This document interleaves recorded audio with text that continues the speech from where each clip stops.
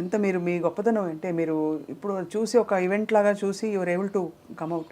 ఆ తర్వాత మీరు పాడిన ఫస్ట్ పాట చిత్ర గారు ఏంటి అంటే మలయాళం శరత్ మ్యూజిక్లో ఒక పాట. శరత్ గారి మ్యూజిక్లో. He wanted me to come back and he is the one who waited. I know it's such a difficult face. కానీ తర్వాత మీరు పాడడం మొదలుపెట్టాక భగవంతుడు మీకు ఎంతమంది మీకోసం ప్రే చేశారు మీ fans? Actually, I have to. My family support was so huge. My husband's sister Raji, now Udina Raji, ani she does home catering. Adanni she was busy in business. She stayed with me for 2 months, 2 to 3 months, and my sister, being a Chechi, my sister, she also. They all have their own homes and they have their own problems, but they.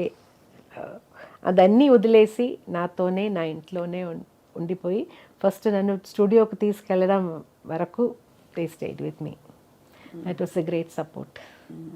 And I have to say my 2 nieces, one from నా husband side నుంచి లచ్చు అని, and my side my sisters daughter Varsha, they both were with me all the time. All these people were with me. They never leave me for 5 నిమిషాలు కూడా. Bathroom వెళ్ళినప్పుడు కూడా ఒక 2 minutes extra అవుతుందంటే నాక్ చేస్తూ ఉంటారు, కమ్అవుట్ అని. They always scared weather I will do something. అంత ఇదైపోయారు కదా మీరు. అసలు చిత్రమ్మ ఏమైనా అంటే మీరు అన్నట్టుగా భగవంతుడి చల్లని చూపు మీ మీద ఉంది కాబట్టి మీకు ఇంత గొప్ప జీవితం ఇచ్చి మీరు ఎంతమందిని ప్రభావితం చేయగలిగారు మీ పాటతో.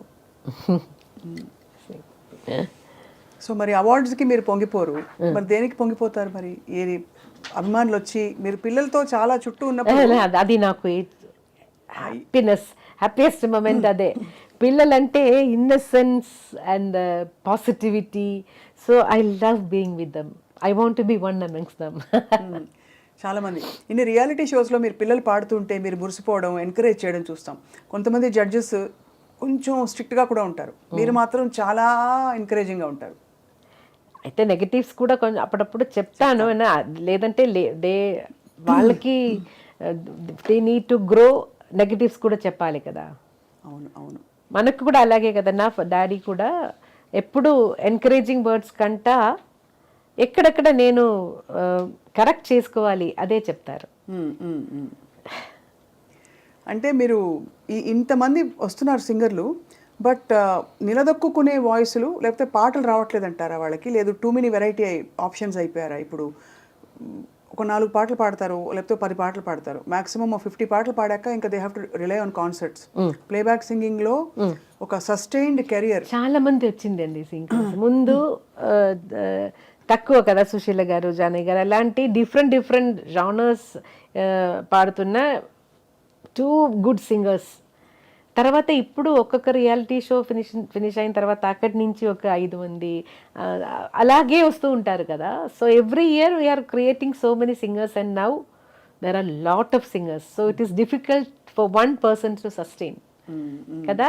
ఒకరే ఇండస్ట్రీలో అలా గెలుచుకోవడం ఇప్పుడు కష్టం. చాలా మంది సింగర్స్ ఉన్నారు, అందరికీ ఆపర్చునిటీస్ రావడం కూడా కష్టం. సో ఇండిపెండెంట్ మ్యూజిక్, సింగిల్స్, అలా జానర్స్ మారిపోయి అది వేరే ఇంకొక. ఈ తరంలో చిత్ర గారిని ఆకట్టుకున్న పాట, ఈ తరం గాయకులు మేల్ ఆర్ ఫీమేల్ ఎవరైనా ఉన్నారా చిత్ర గారు? చాలా మందిని మీరు మెచ్చుకుంటూ ఉంటారు, మనసారా మీరు బ్లెస్ చేస్తారు. మీలాగా పాడాలని చాలా మంది ప్రయత్నించారు, కానీ మీ పాటను అందుకోలేకపోయారు. ఈ జనరేషన్లో ఎనీ యంగ్ సింగర్స్ మీరు బాగుంది వీళ్ళ పాట, మంచి బ్రైట్, బాగా పాడతారు, చక్కగా? చాలా మంది ఉంది actually. It is very difficult to just say one name. అంటే చాలా మంది ఉన్నారు, చాలా టాలెంటెడ్ సింగర్స్ ఉన్నారు. కొన్ని Sri Lalitha, she surprise me with some songs రీసెంట్గా, నాట్ రీసెంట్గా, కొన్ని రోజుల ముందు. Classically trained. And I can see what do you say, మన కల్పన లాగా I can do anything అనే ఒక ధైర్యం. కల్పన కూడా one of very fine singer, but తనకి రావాల్సిన ఆపర్చునిటీస్ రాలేదని అంటే సంగీతం తెలిసిన వాళ్ళు అనుకుంటారు అలా, because she has a strong foundation. She can handle all types. Singer సునీతతో మీ అనుబంధం, did you have a journey? కలిసి పాడారు కదా? Yeah, we did 2-3 shows together. ఈ మా టీవీ వాళ్ళ షోస్ చేశాను, అప్పుడు కలిసి ప్రయాణం చేశాను. తర్వాత స్వరాభిషేక్ వస్తున్నప్పుడు వీఆర్ గుడ్ ఫ్రెండ్స్. ఫ్రెండ్స్ అక్క అక్క అక్క చెల్లి. అక్క చెల్లి అవును. మీరు అందరికీ యూనివర్సల్ గా అందరు మిమ్మల్ని చేచి అని పిలుస్తారు మీరు అంత. కేరళలో చేచి పిలుస్తారు, ఇక్కడ అక్క, ఇక్కడ అందరూ అమ్మ అమ్మ అమ్మ అంటారు. అలాగే సింగర్ ఉషా. ఉషా అవును, ఉషా కూడా she's a very beautiful singer. Actually ఇంతవరకు నేను చాలా ఎక్కువ పాటలు వినలేదు. మొన్న కాన్సర్ట్కి వెళ్ళి ఆమె పాడుతున్న గజల్స్ వినేసి నాకు చాలా రోమాంచం వచ్చింది. యాక్చువల్గా అంత బాగా పాడారు. మీరంటే అంత ఆరాధన అందరికీ. ఎందుకంటే మీరు అన్నట్టు సుశీలమ్మ జానకమ్మ పాటలు అవి పునాదులు. ఆ తర్వాత ఈ జనరేషన్స్ కి తగ్గట్టు చక్కటి ఎక్స్ప్రెషన్, ఫైన్నెస్ ఇవన్నీ తీసుకొచ్చారు ఎవరంటే చిత్రమ్మ. చిత్ర గారు, ఇప్పుడు లైవ్ మ్యూజిక్ అసలు రికార్డింగ్స్ జరగట్లేదు, చాలా తక్కువ. ఇప్పుడు లైవ్ అంతా ఆర్కెస్ట్రేటెడ్ గా, ఇది మన కీబోర్డ్ ప్రోగ్రామ్ మ్యూజిక్. మ్యూజిషియన్స్ కోసం, రిటైర్డ్ మ్యూజిషియన్స్ కోసం మీరు పెట్టిన స్నేహనందన చారిటబుల్ ట్రస్ట్, దాంట్లో ఇప్పుడు ఒక 23 మెంబర్స్కి లైఫ్ టైం పెన్షన్ ఇస్తున్నాను. 60 ఏజ్ తర్వాత ఇప్పుడు పిల్లలు ఎవరు లేరు, చూడ్డానికి మంచి పొజిషన్లో ఉన్న పిల్లలు ఎవరు లేరు, మెడిసిన్ కోసం కూడా కష్టపడుతున్నారు, అలాంటి రియలీ హెల్ప్ నీడెడ్ ఉన్న మ్యూజిషియన్స్ కోసం ఇది ఈ పెన్షన్.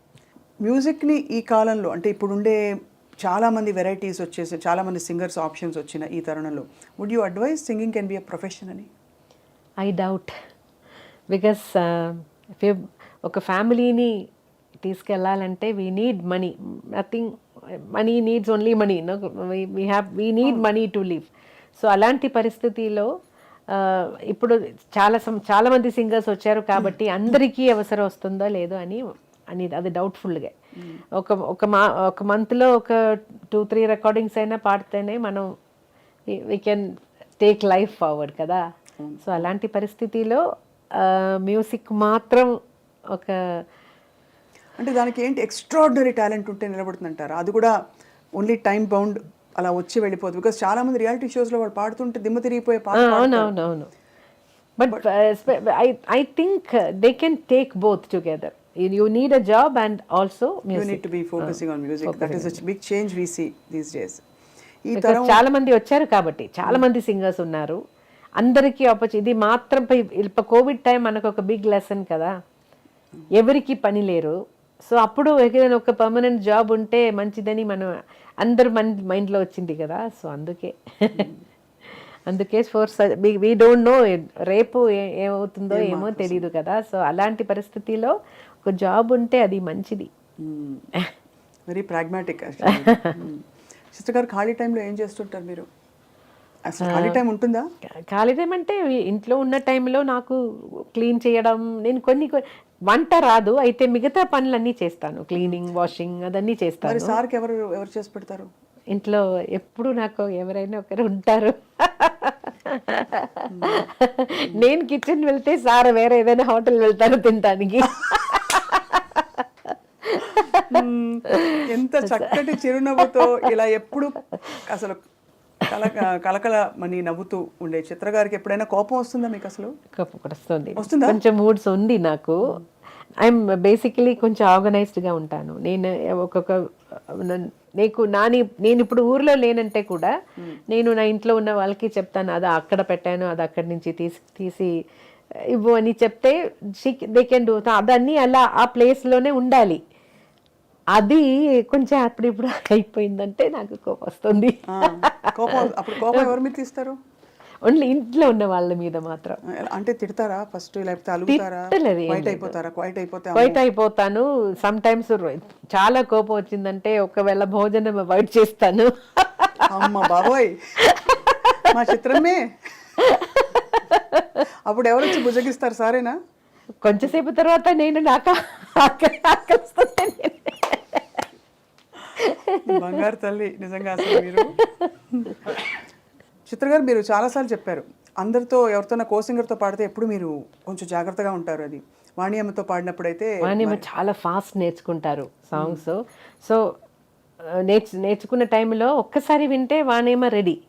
సో నాకు టెన్షన్ అవుతుంది, అయ్యో అంత ఫాస్ట్గా నాకు కూడా అలా రావాలి కదా, సాంగ్ నేర్చుకోవాలి కదా, అదొక టెన్షన్గానే ఉన్నింది. అయితే ఏదో మేనేజ్ చేసి ఆల్మోస్ట్ స్వాతి కిరణంలో పాట అలాగే అనిపిస్తుంది వింటే కదా.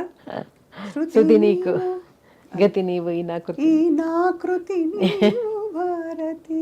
ఒక్కసారి పాడొచ్చు చిత్రం. పాడతారా మీరు కూడా? అయ్యో, శృతి నీవు గతి నీవు ఈ నా కృతి నీవు భారతి, ద్యుతి నీవు ద్యుతి నీవు శరణాగతి నీవు భారతి. అందులో గమకాలు భలే వేశారు. శ్రీనాథ కవినాథ శృంగార కవిత తరంగాలు నీ స్ఫూర్తులే. ఇంత అందమైన సాహిత్యాలు పాడుతూ ఎప్పుడైనా మీరు చెప్పారు, రాజా సార్ చెప్పారు, ప్రొఫెషనల్ సింగర్స్ ఎప్పుడు ఇది పాట పాడను అని అనకూడదు అని.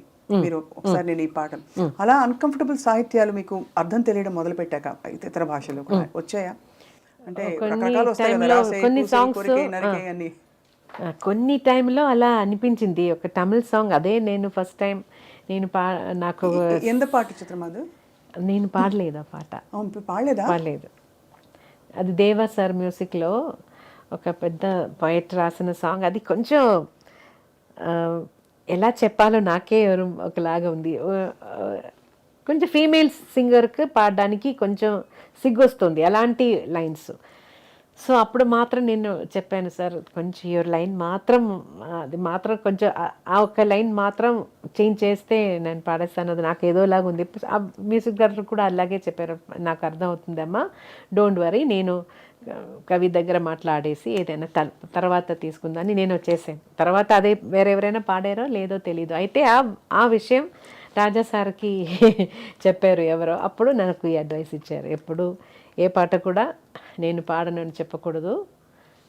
Your duty is to sing, to lend your voice for the song.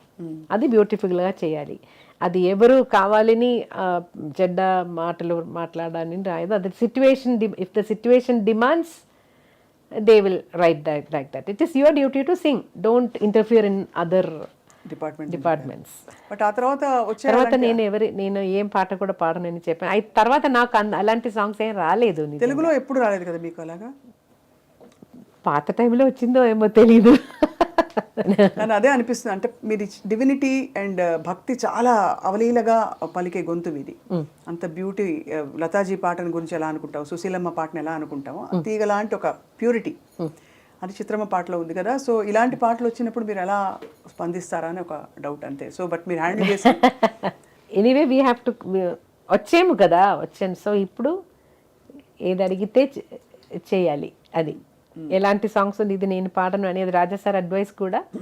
So cinema theatre, recording థియేటర్కి వచ్చేసిన తర్వాత నేను పాడను అని చెప్పడం మంచిది కాదు. సో భవ్యం కాదు, అది మ్యూజిక్ డైరెక్టర్ ఫీల్ అవుతారు.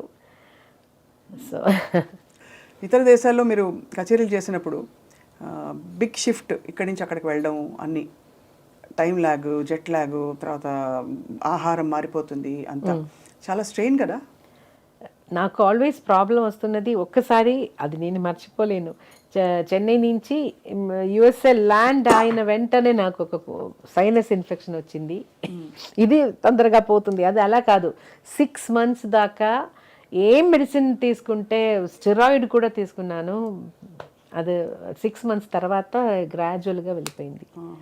అంతవరకు నాకు రికార్డింగ్స్, షోస్ అన్నీ చాలా బాధపడ్డాను యాక్చువల్గా.